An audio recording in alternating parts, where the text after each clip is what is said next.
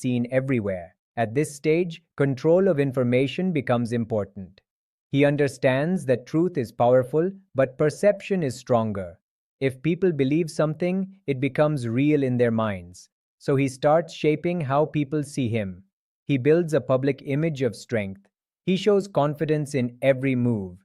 He hides weakness carefully. He never lets people see doubt. Behind the scenes, his control expands further. More followers join. More systems begin to align with him, some out of belief, some out of fear, and some simply because they want to survive. This is a key turning point because now power is no longer just personal, it is becoming structural. And once power becomes structural, it becomes harder to remove.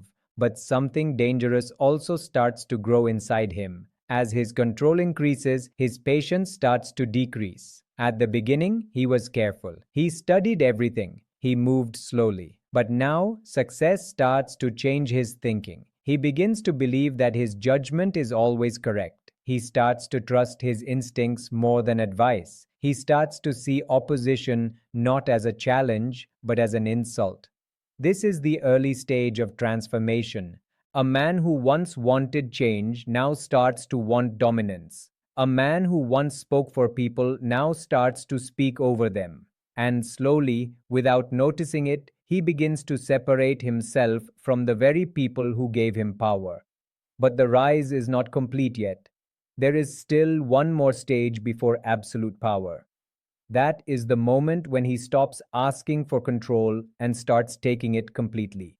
When negotiation becomes force, when influence becomes command, and when loyalty becomes demand instead of choice. At this point, the world no longer sees just a man rising. They see a force that cannot be easily stopped. And that is where the peak begins.